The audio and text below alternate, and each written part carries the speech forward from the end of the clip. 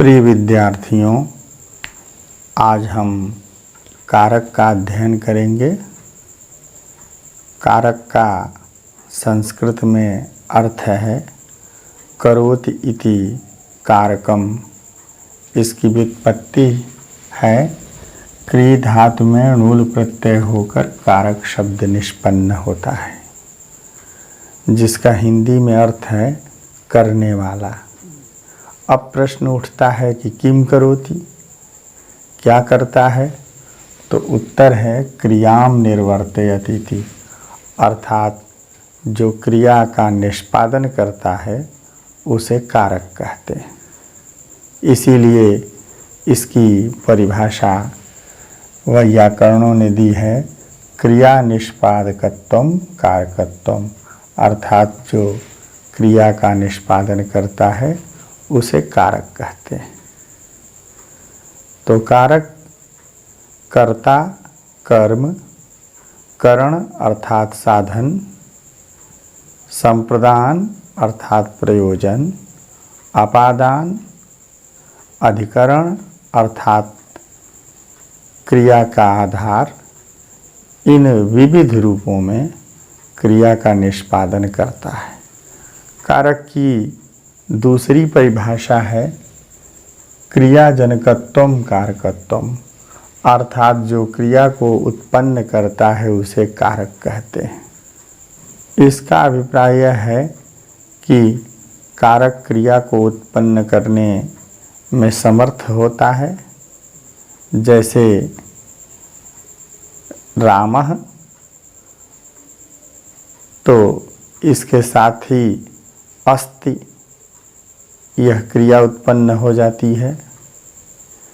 इसी प्रकार से द्वारम, दरवाजे को ऐसा कहेंगे तो यह भी क्रिया उत्पन्न करने में समर्थ है। जैसे द्वारम उद्घाटय, दरवाजे को खोलो अथवा बंद करो।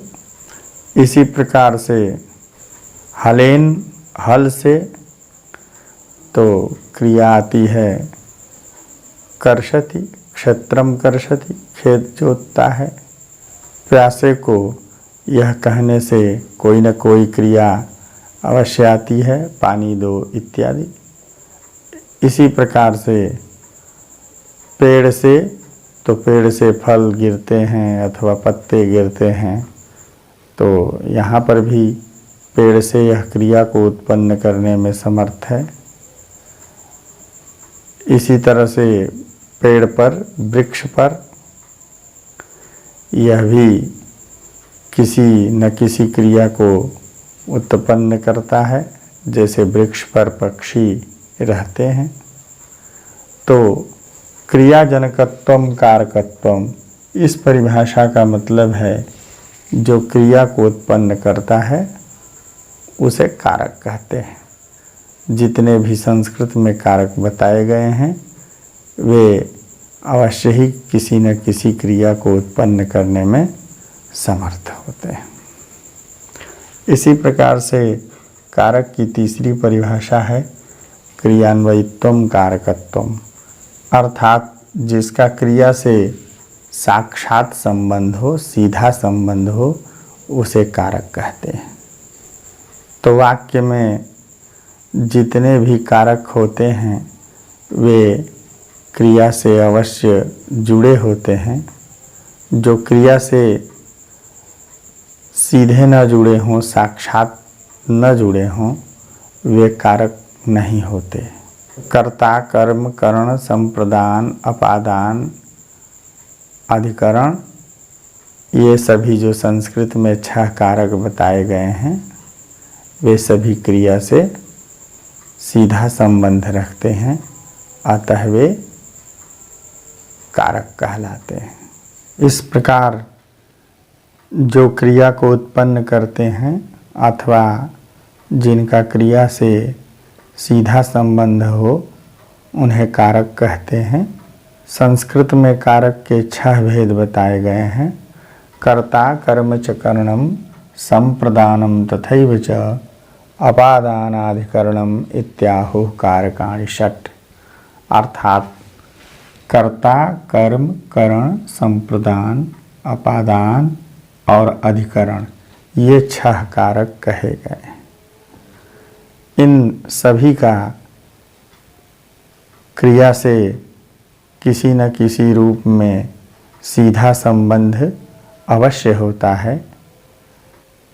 उदाहरण के लिए छात्रः निबंधम लेखन्या ज्ञानाय पुस्तकात् उत्तर पुस्तिकायाम लिखति। यहाँ लिखत क्रिया है। क्रिया के संपादन में जो स्वतंत्र विवक्षित हो वह कर्ता होता है। इसी प्रकार कर्ता का क्रिया के द्वारा जो सर्वाधिक अभिष्ट होता है वह कर्म होता है। क्रिया के संपादन में जो सर्वाधिक सहायक साधन होता है उसे करण कहते हैं। और क्रिया जिसके लिए की जा रही हो वह प्रयोजन संप्रदान कारक कहलाता है।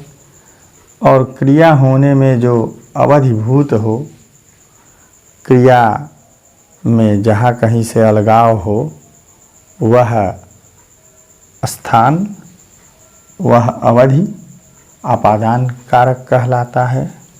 और क्रिया जिस स्थान पर हो अर्थात क्रिया का आधार हो उसे अधिकरण कारक कहते हैं।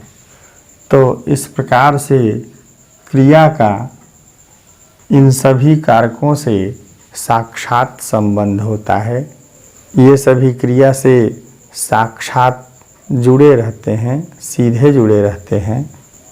उदाहरण के लिए छात्रः निबंधम लेखन्या ज्ञानाय पुस्तकात् उत्तर पुस्तिकायाम लिखति। यहाँ लिखत क्रिया है। इस क्रिया को करने में, इस क्रिया के संपादन में स्वतंत्र रूप से जो विवक्षित हुआ है, जिसे स्वतंत्र कहा गया है, वह छात्र है। छात्र कर्ता। और निबंधम लिखति, छात्रः लिखति। किम लिखति? निबंधम लिखति। यहाँ कर्ता छात्र का लिखत क्रिया के द्वारा सर्वाधिक अभिष्ट निबंध है, वह कर्म है। इसी प्रकार से लिखत क्रिया का साधन है लेखनी, कलम, और वह साधन क्रिया के संपादन में सर्वाधिक सहायक है, इसलिए यह करण कारक है। इसी प्रकार से लिखत क्रिया का प्रयोजन है ज्ञान, अतएव ज्ञान के लिए ही यह क्रिया की जा रही है लिखने की। अतएव क्रिया जिसके लिए की जा रही है, ज्ञान के लिए की जा रही है, इसलिए ज्ञान संप्रदान है। इसी प्रकार से कहाँ से निबंध छात्र लिख रहा है? तो उत्तर है पुस्तक से छात्र निबंध लिख रहा है। तो यह क्रिया होने में अवधिभूत है, इसलिए यह अपादान कारक है। और छात्र कहाँ लिख रहा है? तो उत्तर पुस्तिका में लिख रहा है, कॉपी में लिख रहा है। यह क्रिया का आधार होने के कारण उत्तर पुस्तिका अधिकरण कारक है। इस प्रकार से ये सभी कारक क्रिया से सीधे जुड़े हुए हैं। अब प्रश्न है कि संबंध को संस्कृत में कारक नहीं कहा गया है। इसलिए नहीं कहा गया है क्योंकि उसका क्रिया से सीधा संबंध नहीं होता। जैसे दशरथस्य पुत्रः वनम अगच्छत्,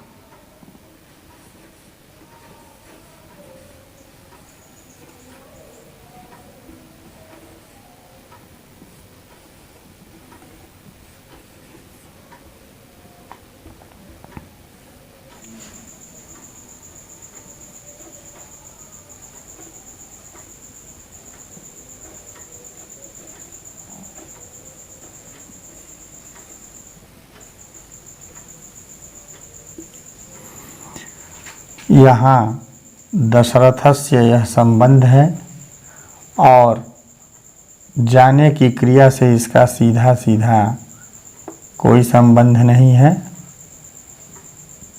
बन जाने की क्रिया पुत्र कर रहा है, इसलिए क्रिया करने में स्वतंत्र रूप से विवक्षित होने के कारण पुत्र करता है और दशरथस्य यह संबंध है क्रिया से सीधे जुड़े न होने के कारण कारक के अंतर्गत नहीं गिना जाता। इस प्रकार से संस्कृत में कारक 6 ही हैं। अब अगली वीडियो में हम आपको विभक्ति के विषय में बताएंगे।